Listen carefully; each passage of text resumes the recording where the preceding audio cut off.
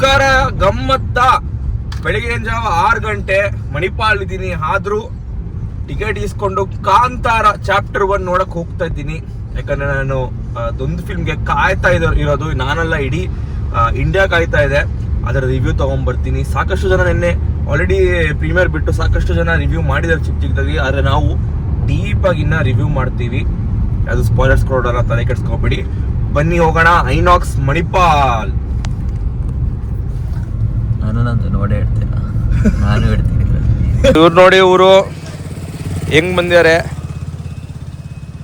ನಾನು ಹಂಗೆ ಬರೋಣ ಅನ್ಕೊಂಡೆ, ಹಾಕೊಂಡಿದ್ದೆ. ಬಟ್ ಫಸ್ಟ್ ಟೈಮ್ ಸ್ವಲ್ಪ ಕಂಫರ್ಟೇಬಲ್ ಆಗಿ ಮೂವಿ ನೋಡೋಣ. ಇನ್ನೂ ಒಂದು 2-3 ಸರಿ ಹೋಗ್ತೀನಿ ಅಂತ ಪಕ್ಕಾ ಗೊತ್ತು ನನಗೆ.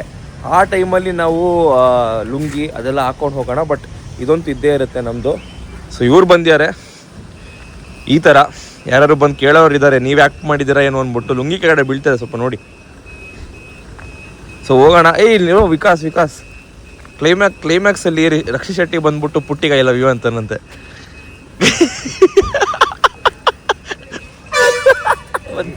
ರೀಸೆಂಟಾಗಿ ತುಂಬ ಮೂವಿ ನೋಡಿದ್ದೀನಿ. ಆಲ್ಮೋಸ್ಟ್ 5 ನಿಮಿಷ ಇರಬೇಕಾದ್ರೆ ಅಥವಾ ಲೇಟ್ ಆಗಿದೆ. ಬಟ್ ಇದೊಂದು ಮೂವಿಗೆ 20 ನಿಮಿಷ ಬೇಗ ಬಂದು ಕೂತಿದ್ದೀನಿ. ಅದು ಬೆಳಿಗ್ಗೆ ಇರಬಾರ ಎಲ್ಲ ಸ್ಕ್ರೀನಲ್ಲಿ ಇವತ್ತು ಕಾಂತಾರನೇ ಓಡೋದು. ಸಾಕಷ್ಟು ಶೋ ಇದೆ ಇವತ್ತಂತೂ. ಡಿವೈನ್ ಫೆಸ್ಟಿವಲ್ ಅಂತಲೇ ಹೇಳ್ಬೋದು ಕಾಂತಾರದ್ದು. ಒಳಗಡೆ ಹೋಗೋಣ, ಟೈಮ್ ಆಯಿತು. ಬನ್ನಿ, ವಿತ್ ಡಿವೈನ್ ಅವತಾರ.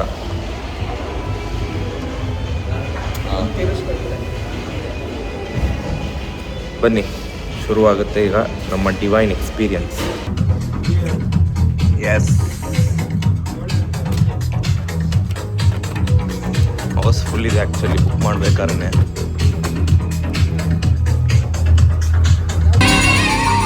ಕದಂಬರು ಬನವಾಸಿಯನ್ನ ಆಳ್ತಿದ್ದ ಕಾಲ. ಜೋರಾಗಿ ಲಾಸ್ಟಿಗೆ ಹೇಳ್ತೀಯಾ? ಅದು ಇಂಟರ್ವಲ್ ಶಾರ್ಟ್ ಆಯ್ತು. ಇವಾಗ ಸ್ಟೋರಿ ಇವಾಗ ಬಿಲ್ಡ್ ಆಗ್ತದೆ slowly. But interval short rise ಆಗಿತ್ತು. ಆದ್ಮೇಲೆ ಸಿಗೋಣ, ಆದ್ಮೇಲೆ. ಇವಾಗಷ್ಟೇ ನೋಡಿ ಆಚೆ ಬಂದ್ವಿ. ಕಾಂತಾರ ಚಾಪ್ಟರ್ 1 ತುಂಬ ಇದೆ ಮಾತಾಡೋಕ್ಕೆ. ಈ ಚಿಕ್ಕ ವಿಡಿಯೋದಲ್ಲಿ ಮಾತಾಡೋಕ್ಕೆ ಆಗಲ್ಲ. ಆದರೆ ಕ್ರೇಜಿ ಲೆವೆಲ್ ಆಫ್ ಆ್ಯಕ್ಟಿಂಗ್, ತುಂಬ ಎಲಿಮೆಂಟ್ಸ್ ಇದೆ. We have to talk about. ಇವಾಗ ಮುಂದೆ ಒಂದು ಚಿಕ್ಕ ರಿವ್ಯೂ ಮಾಡೋಣ ಬನ್ನಿ. ದೊಡ್ಡವರು ಹೇಳಿದ್ರು ಕಿವಿ ಕೊಟ್ಟು ಕೇಳು ಕಾಡು ಮಾತಾಡುತ್ತಂತ. ಕಾಡಿನ ಮಧ್ಯೆ ನಿಂತ್ಕೊಂಡು ನಾವು ಮಾತಾಡ್ತಾ ಇದ್ದೀವಿ. ನೀವು ಒಂಚೂರು ಕಿವಿ ಕೊಟ್ಟು ಕೇಳಿ. ಇದು ಕಾಂತಾರದ ಮೂವಿ ರಿವ್ಯೂ ಆಗಿರುತ್ತೆ. ಸೊ ಇದರಲ್ಲಿ ತುಂಬ ಇದೆ ಮಾತಾಡೋದು. ನಾನು ಹೇಳ್ದಂಗೆ ಸ್ವಲ್ಪ ಶಾರ್ಟ್ ವಿಡಿಯೋ ಹಾಕಿದ್ದೀನಿ, ಅದು ಇನ್ಸ್ಟಾಗ್ರಾಮಲ್ಲಿದೆ. ತುಂಬ ಇದೆ ಹೇಳೋದು. ಅದರಲ್ಲಿ ನಿಮಗೆ ಪಾಸಿಟಿವ್ ಇದೆ, ಹಾಗೆ ನೆಗೆಟಿವ್ ಕೂಡ ಇರುತ್ತೆ. ಯಾಕಂದರೆ ಒಂದು ಮೂವಿ ರಿವ್ಯೂರ್ ಆಗಿರೋದ್ರಿಂದ ಹಾನೆಸ್ಟಾಗಿ ಹೇಳಬೇಕು, ಏನು ನೆಗೆಟಿವ್ ಇದೆ, ಏನು ಪಾಸಿಟಿವ್ ಇದೆ. ಸೊ ನೆಗೆಟಿವ್ ನಿಮಗೆ ಲಾಸ್ಟಲ್ಲಿ ನಾವು ಹೇಳ್ತೀವಿ. ಸೊ ಮೂವಿ ಏನು ಅಂದರೆ, ಇವಾಗ ನಿಮ್ಗೆ ಗೊತ್ತಿರೋಂಗೆ ಡಿವೈನ್ ಎಕ್ಸ್ಪೀರಿಯನ್ಸ್ ಒಂದು ನಿಮಗೆ ಅದ್ಭುತವಾದ ಒಂದು ಎಕ್ಸ್ಪೀರಿಯನ್ಸ್ ಆಗಿರುವಂಥ ಒಂದು ಮೂವಿ ಆಗಿರುತ್ತೆ. ಕತೆ ಆಗಲಿ ಇದಾಗಲಿ. ಯಾಕಂದರೆ 4th 5th ಸೆಂಚುರಿದಂದರೆ ಅದೊಂದು ಹಿಂದೆ ಹೋಗ್ತೀವಿ ನಾವು ಕಾಲದಲ್ಲಿ. ಮತ್ತು ಸ್ಟೋರಿ ಲೈನ್ ಹೇಳ್ಕೊಂಬರ್ತಾ ಇದ್ದೀವಿ. ಆಮೇಲೆ ಇದು ಒಂದು ಡಿವೈನ್ ಎಕ್ಸ್ಪೀರಿಯನ್ಸ್ ಆಗಿರೋದ್ರಿಂದ ಲೈಕ್ ನಾವು ಎಕ್ಸ್ಪೀರಿಯನ್ಸ್ ಮಾಡಿದ್ವಿ. ಇವಾಗ ನೀವುಗಳು ಮಾಡೋ ಟೈಮು ಈ ಫಿಲ್ಮ್ ಬಗ್ಗೆ ಮಾಡೋದು ತುಂಬ ಅದ್ಭುತವಾಗಿ ಬಂದಿದೆ ತೆರೆ ಮೇಲೆ. ಅಷ್ಟೇ ಲೈಕ್ ಅದನ್ನು ನಾವು ನೋಡೋಕೆ ಹೋದರೆ ಇದೊಂದು ದೊಡ್ಡ ಬಜೆಟ್ ಫಿಲ್ಮೇ ದೊಡ್ಡ ಸ್ಕೇಲಲ್ಲಿ ಮಾಡಿದ್ದಾರೆ ಅನ್ನೋದು ಕಾಣಿಸ್ತಾ ಇದೆ. ರಿಷಬ್ ಶೆಟ್ಟಿದು ಮಾತ್ರ ಒಳ್ಳೆ ಬ್ರಿಲಿಯಂಟ್ ಆ್ಯಕ್ಟಿಂಗ್, ಅದ್ಭುತ ನಟ. ಅದು ಗೊತ್ತಿರೋದೆ. ಅದು ಇನ್ನೊಂದು ನ್ಯಾಷನಲ್ ಅವಾರ್ಡ್ ಅಂತೂ ಖಂಡಿತ ಬರೋದಿದೆ ರಿಷಬ್ ಶೆಟ್ಟಿ ಅವ್ರಿಗೆ ಈ ಒಂದು ಕಾಂತಾರದ ಆ್ಯಕ್ಟಿಂಗಲ್ಲಿ. ಇವಾಗ ಹೇಳ್ದಂಗೆ ಬಜೆಟ್ ಸ್ವಲ್ಪ ಜಾಸ್ತಿ ಆಗಿದೆ. ಅದು ನೋಡ್ಬೋದು ನಾವು. ಸೆಟ್ಟು ಮತ್ತು VFX ಎಡಿಟಿಂಗ್ ಆಗಿರ್ಬೋದು, ಅದೆಲ್ಲ ನಿಮಗೆ ಮೇಕಿಂಗ್ ಅಂತಿದೆಲ್ಲ ಅದು ಹಾಲಿವುಡ್ ರೇಂಜ್ ಅಂತಾರೆ. ಹಾಲಿವುಡ್ಗಿಂತ ಮೇಲಿದೆ. ಯಾಕಂದರೆ ಹಾಲಿವುಡ್ ಅವರು ಈ ಥರ ಒಂದು ಮೇಕಿಂಗ್ ಮಾಡೋಕ್ಕೆ ಸಾಧ್ಯ ಇಲ್ಲ ಸದ್ಯಕ್ಕೆ. ಇದೊಂದು ಡಿವೈನ್ ಎಕ್ಸ್ಪೀರಿಯನ್ಸ್ ಕೊಟ್ಟಿದ್ದಾರೆ ರಿಷಬ್ ಶೆಟ್ಟಿ ಆ್ಯಂಡ್ ಟೀಮು. ಆಮೇಲೆ ನಾವು ಟ್ರೈಲರ್ದು ಒಂದು ಪ್ರಿಡಿಕ್ಷನ್ ಮಾಡೋದು ನೀವು ನೋಡಿರೋದ್ರಿಂದ ಟ್ರೈಲರಲ್ಲಿ ಏನೂ ಬಿಟ್ಕೊಟ್ಟಿಲ್ಲ ಅವರು. ಹೌದು, ನೀವು ಚಿತ್ರಮಂದಿರಗಳಲ್ಲಿ ನೋಡಿ ಅನುಭವಿಸಿ. ಏನಕ್ಕಂದ್ರೆ ಈ ಕಥೆನ ಅವರು ಹಳೆ ಕಾಲದ ಯಾವ ತರ ಕತೆ ಇದೆ ಅದೇ ತರ ತೋರಿಸಿದ್ದಾರೆ. ಸೊ ಅದರಲ್ಲಿ ಒಂಚೂರು ಹೆಚ್ಚು ಕಡಿಮೆ ಮಾಡಿಲ್ಲ ಅಂತ ನನ್ನ ಅಭಿಪ್ರಾಯ. ಅದೇ ಮತ್ತೆ ಮೇಕಿಂಗ್ ಹೊರತುಪಡಿಸಿ ನೆಕ್ಸ್ಟ್ ಕ್ಯಾರೆಕ್ಟರ್ಸ್ ಬರೋಣ. ಕ್ಯಾರೆಕ್ಟರ್ಸ್ ಅಲ್ಲಿ ನಿಮ್ಗೆ ಎಲ್ಲಾ ಕ್ಯಾರೆಕ್ಟರ್ಸ್ಗೂ ಅಷ್ಟೇ ಜಸ್ಟಿಸ್ ಅನ್ನು ಕೊಟ್ಟಿದ್ದಾರೆ. ಕ್ಯಾರೆಕ್ಟರ್ಗಿಂತ ಹೇಳಿದ್ರೆ ಚಿಕ್ಕ ಎಲಿಮೆಂಟ್ಸ್ ಇದೆ. ನೀವು ಟ್ರೈಲರ್ ನೋಡಬೇಕು. ಹುಲಿ, ಇವಾಗ ಕೆಲವೊಂದು ಜನ, ಸಾಕಷ್ಟು ಜನ ಟ್ರೈಲರ್ ಅಲ್ಲಿ ನಿಮ್ಗೆ ಹುಲಿ ಹಾಕ್ತಾರೆ, ಯಾವುದೋ ಒಂದು ಎನಿಮಲ್ ಹಾಕ್ತಾರೆ, ಮತ್ತೆ ಮೂವಿ ನೋಡ್ರೆ ಇರಲ್ಲ. ಬಟ್ ಆ ಹುಲಿಗಿರೋ ಅಷ್ಟು ಇಂಪಾರ್ಟೆನ್ಸ್ ಆ ಮೂವಿಯಲ್ಲಿ ಅದೊಂದೇ ಒಂದು ಎಲಿಮೆಂಟ್ ಅಲ್ಲ, ಸಾಕಷ್ಟು ಕಾಡು, ಬೇರೆ ಎನಿಮಲ್, ಒಂದು ಪ್ರತಿಯೊಂದು ಪ್ರಾಣಿಗಳಿಗೂ ಅಥವಾ ಯಾವುದೇ ಒಂದು ಸಣ್ಣ ಪುಟ್ಟ ಎಲಿಮೆಂಟ್ಗೂ ಆದಂತ ಸ್ಪೆಸಿಫಿಕೇಶನ್ ತುಂಬಾ ಇದೆ. ಸ್ಪೇಸ್ ಕೊಟ್ಟಿದ್ದಾರೆ. ಮತ್ತೆ ಆ ಹುಲಿಗೂ ನೋಡಿದ್ರೆ ಅದಕ್ಕೆ ನಾನು ಒಂದು ಕ್ಯಾರೆಕ್ಟರ್ ಆಗಿ ಮೆನ್ಷನ್ ಆಗಿದೆ ಮೂವಿಯಲ್ಲಿ. ಹೌದು. ಸೊ ಒಂದೊಂದು ಎಲಿಮೆಂಟು ಕಥೆಯಲ್ಲಿ ಸರಿಯಾಗಿ ಬರ್ದಿದ್ದಾರೆ.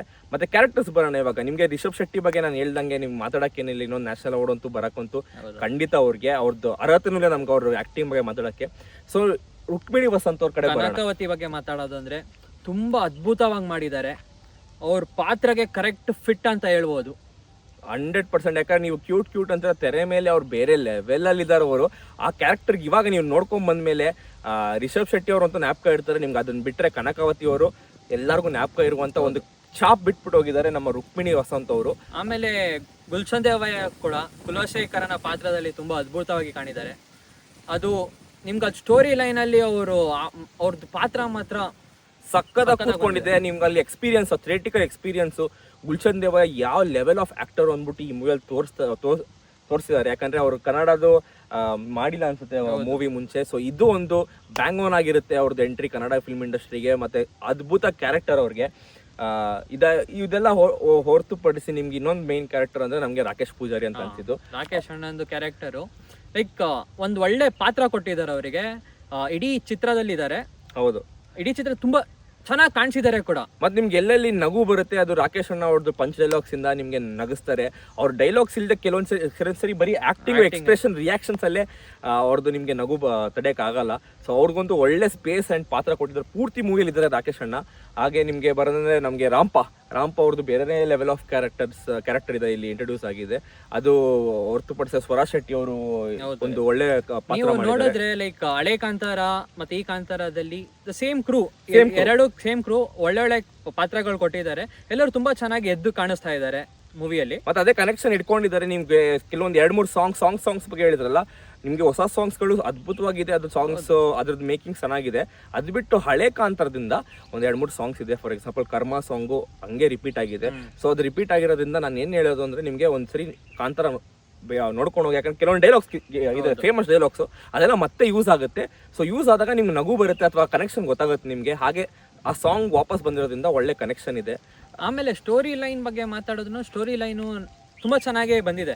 ಹೌದು, ಲೈಕ್ ಇವಾಗ ಕಾಂತಾರ ಚಾಪ್ಟರ್ 1 ತೆಗ್ದಿರೋದು ಯಾವ ತರ ದೈವಗಳು ಬಂದಿದೆ. ಸೊ ಆ ಸ್ಟೋರಿನ ಅವರು ಚೆನ್ನಾಗಿ ರೀತಿಯಲ್ಲೇ ತೋರಿಸಿದ್ದಾರೆ. ಹೌದು, ಅದಕ್ಕೆ ಬೇರೆ ಮಾತೇ ಇಲ್ಲ. ಮತ್ತೆ ನೀವು ಕಾತುರದಿಂದ ಕಾಯಿ ನಿಮ್ಗೆ ಲಾಸ್ಟ್ ಟೈಮು ಬರೀ 2 ದೈವ ಇಂಟ್ರೊಡ್ಯೂಸ್ ಆಗಿರುತ್ತೆ, ಪಂಚರುಲಿ ಗುಳಿಗ. ಮತ್ತೆ ಈ ಒಂದು ಕಾಂತಾರದಲ್ಲಿ ಇನ್ನಷ್ಟು ದೈವಗಳು ಇಂಟ್ರೊಡ್ಯೂಸ್ ಆಗುತ್ತೆ. ಸೊ ಇಂಟ್ರೊಡ್ಯೂಸ್ ಆದಾಗ ಕೈ ಜೋಡಿಸಿ ಕೈ ಮುಗಿರಿ, ಅದನ್ನ ಭಕ್ತಿಯಿಂದ ಮನ್ಸಲ್ಲಿ ಇಟ್ಕೊಳ್ಳಿ. ಮನ್ಸಿಂದ ಆಸೆ ತೆಗ್ಬಿಟ್ಟು ರೋಡಿಗೆ ತರಬೇಡಿ ಲಾಸ್ಟ್ ಟೈಮ್ ಮಾಡಿದ ಥರ. ಅದೊಂದು ಕೇಳ್ಕೊತೀನಿ. ಯಾಕಂದ್ರೆ ನೀವು ರೋಡ್ಗೆ ಪಂಚರುಲಿ ಅಂತಂದು ಇದು ಮಾಡಿದ್ರಿ, ಮತ್ತೆ ಗುಳಿಗದು ಇದೆ. ಸೊ ಗುಳಿಗನ್ ತರಬೇಡಿ. ಗುಳಿಗಂತಂದ್ರೆ ನಿಮ್ಗೆ ಅದು ಆ ಪ್ರಭಾವ ಗೊತ್ತಿಲ್ಲ ಇನ್ನ ನಿಮ್ಗೆ. ಸೊ ಅದನ್ನೊಂದು ಕೆಲಸ ಮಾಡಕ್ ಹೋಗ್ಬೇಡಿ. ಸೊ ಇದೆಲ್ಲ ಪಾಸಿಟಿವ್ ಸೈಡ್ ಆಯ್ತು, ಕತೆ ಸೂಪರ್ ಆಗಿದೆ, ಎಲ್ಲ ಆಯ್ತು. ಸೊ ನೆಗೆಟಿವ್ ಸೈಡ್ಗೆ ಬರೋಣ. ನೆಗೆಟಿವ್ ಸೈಡ್ ಏನಂದ್ರೆ, ನೆಗೆಟಿವ್ ಸೈಡ್ಗಿನ ನಾನು ಇನ್ನೊಂದು ಹೇಳ್ತೀನಿ. ಈ ಕಥೆಯಲ್ಲಿ ಡೀಟೇಲಿಂಗ್, ಈ ಸಿನಿಮಾದಲ್ಲಿ ಈ ಡೀಟೇಲಿಂಗ್ ಯಾವ ರೀತಿ ಇದೆ ಅಂದ್ರೆ, ಪ್ರತಿಯೊಂದೂ ಕಾಸ್ಟ್ಯೂಮ್ ಆಗಿರ್ಲಿ, ಸೆಟ್ಗಳಾಗಿರ್ಲಿ, VFX ತುಂಬಾ ಚೆನ್ನಾಗೇ ಕಾಣಿದೆ. ಆದ್ರೂ ಇನ್ನೂ ಡೀಟೇಲ್ ಆಗಿ ನೋಡಕ್ ಹೋದ್ರೆ ಇದ್ರಲ್ಲಿ ತುಳು ಲಿಪಿ ಅನ್ನೋದೊಂದು ಯೂಸ್ ಆಗಿದೆ. ಅದು ನಮಗೆ ಕಾಣಿಸುತ್ತೆ ಕೂಡ ಅವ್ರು ಬರೀಬೇಕಾದ್ರೆ ಇದ್ಯಾವ ಭಾಷೆ ಅಂತ ನೋಡಿದ್ರೆ ಅದು ತುಳು ಲಿಪಿ ಅದು ಆಕ್ಚುಲಿ. ಸೊ ಎಲ್ಲ ಇದಾಯ್ತು. ಇವಾಗ ನೆಗೆಟಿವ್ ಸೈಡ್ ಅಂತ ಹೇಳಕ್ಕಾಗಲ್ಲ. ಒಂದ್ ಸ್ವಲ್ಪ ಏನಾಗುತ್ತೆ ಅಂದ್ರೆ, ಲಾಸ್ಟ್ ಕಾಂತಾರ ನೋಡಕ್ ಹೋದ್ವಿ. ಕಾಂತಾರ ನೋಡಿದ್ವಿ, ಏನು ಎಕ್ಸ್ಪೆಕ್ಟೇಷನ್ ಇಲ್ಲದೆ ಹೋಗಿದ್ದೀವಿ ನಾವು. ಲಾಸ್ಟ್ಗೆ ದೈವ ಆಕರ್ಷಣೆ ಆದಾಗ ಅದೊಂದು ಕ್ಲೈಮ್ಯಾಕ್ಸ್ ಅದ್ಭುತವಾಗಿತ್ತು. ನಾವು ಎಕ್ಸ್ಪೆಕ್ಟೇ ಮಾಡಿರಲಿಲ್ಲ, ಅದಕ್ಕೆ ಮೂವಿ ಕ್ರೇಜಿ ಅನಿಸ್ತು.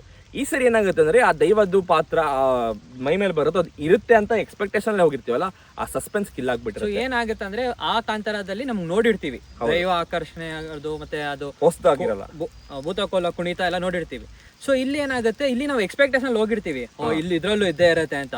ಸೊ ಅದು ಸರ್ಪ್ರೈಸಿಂಗ್ ಒಂದು ಕ್ಯಾರೆಕ್ಟರ್ ಒಂದು ಮಿಸ್ ಆಗ್ಬಿಡುತ್ತೆ, ಇದ್ರಲ್ಲಿ ಸಸ್ಪೆನ್ಸ್ ಮಿಸ್ ಆಗುತ್ತೆ. ಅದು ಗೊತ್ತಿರುತ್ತೆ ನಿಮ್ಗೆ, ಬಂದೇ ಬರುತ್ತೆ ಅನ್ಬಿಟ್ಟು. ಸೊ ಅದೊಂದು ಸ್ವಲ್ಪ ಹುಮ್ಮಸ್ ಇರುತ್ತಲ್ಲ, ಅದು ಮಿಸ್ ಆಗುತ್ತೆ. ಬಟ್ ಗೂಸ್ ಬಂಪ್ಸ್ ಅಂತ ಇದ್ದೇ ಇರುತ್ತೆ ಆ ಸೀನ್ಗೂ.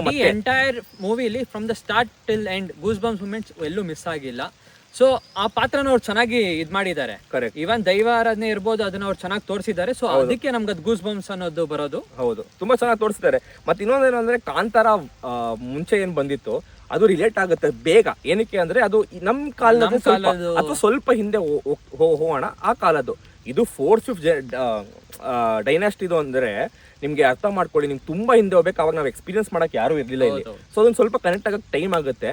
ಸೊ ಕನೆಕ್ಟ್ ಆದ್ಮೇಲೆ ತುಂಬ ಚೆನ್ನಾಗಿದೆ, ಮತ್ತು ಪಾಸಿಟಿವ್ ನೆಗೆಟಿವ್ ಎರಡೂ ಇದೆ. ಯಾಕಂದರೆ ಲಾಸ್ಟ್ ಇಯರ್ ಲಾಸ್ಟ್ ಕಾಂತಾರದಲ್ಲಿ ನೋಡಿದ್ರೆ ಬರೀ ಪಾಸಿಟಿವ್ ಎನರ್ಜಿನ ಹೆಂಗೆ ಪಾಸಿಟಿವ್ ಎನರ್ಜಿ ತೋರಿಸ್, ಆದರೆ ಈ ಕಾಂತಾರಲ್ಲಿ ನೀವು ಎಕ್ಸ್ಪೀರಿಯನ್ಸ್ ಮಾಡ್ಬೋದು ನೆಗೆಟಿವ್ ಎನರ್ಜಿ ಕೂಡ ಇರುತ್ತೆ ಪ್ರಪಂಚದಲ್ಲಿ. ಪಾಸಿಟಿವ್ ನೆಗೆಟಿವ್ ಎನರ್ಜಿ ಇದು ಕಾಂಬಿನೇಷನ್ ಯಾವ ತರ ಇರುತ್ತೆ ನೀವು ನೋಡ್ಬೋದು, ಅದನ್ನ ನೋಡ್ಬೋದು. ತುಂಬಾ ಚೆನ್ನಾಗಿದೆ ಮೂವಿ. ಥಿಯೇಟರ್ ಹೋಗ್ಬಿಟ್ಟು ಎಕ್ಸ್ಪೀರಿಯನ್ಸ್ ಮಾಡಿ ಇದನ್ನ ಖಂಡಿತ ಎಕ್ಸ್ಪೀರಿಯನ್ಸ್ ಮಾಡಿ. ನಿಮ್ಗೆ ಹೇಳ್ದಂಗೆ ಎಕ್ಸ್ಪೆಕ್ಟೇಷನ್ ತುಂಬಾ ಜಾಸ್ತಿ ನೋಡ್ಕೊಳಕ್ಕೆ ಹೋಗಬೇಡಿ, ಯಾಕಂದ್ರೆ ಸಸ್ಪೆನ್ಸ್ ಕಿಲ್ ಆಗ್ಬಿಟ್ಟಿದೆ, ಅದು ನಿಮ್ಗೆ ಗೊತ್ತು. ಬಟ್ ಮೂವಿ ಕತೆ ಅದ್ಭುತವಾಗಿದೆ, ಇದನ್ನ ನೆನಪಿರುತ್ತೆ ನಿಮ್ಗೆ ಎಲ್ಲರಿಗೂ. ಸೊ ನಿಮ್ಗೆ ಹೆಂಗಾಯ್ತು ಅಂತ ಹೇಳಿ ರೇಟಿಂಗ್ಗಳು ಕೊಡಿ ಕಾಮೆಂಟ್ಸಲ್ಲಿ ಬರೀ ನಿಮ್ದು ಹಾನೆಸ್ಟ್ ರಿವ್ಯೂನ, ಅದನ್ನು ನಾವು ಹಿಂಗಂತ ಪರಿಗಣಿಸ್ತೀವಿ. ಮತ್ತು ಇನ್ನೊಂದು ನಾನು ಯಾರು ಸ್ಪಾಯ್ಲರ್ಸ್ಗಳು ಕೊಡಬೇಡಿ, ಮತ್ತು ನಾನೊಂದು ಚಿಕ್ಕ ಸ್ಪಾಯ್ಲರ್ ಕೊಡ್ತೀವಿ. ಕಾಂತಾರ 3 ವಿಲ್ ಬಿ ಕಮಿಂಗ್, ಅದು ನಿಮ್ಗೆ ಥಿಯೇಟರ್ಗೆ ಹೋದಾಗ ಗೊತ್ತಾಗುತ್ತೆ. ಸೊ ಗಮ್ಮತ್ ಮಾಡ್ತಾ ಇರಿ, it is a divine experience. ನಾವು ಸಿಗ್ತೀವಿ ಕಾಡಿನಿಂದ, ನಮ್ಮನ್ನ ಗಮ್ಮತ್ ಮಾಡ್ತಾ ಇರಿ. ಬಾಯ್.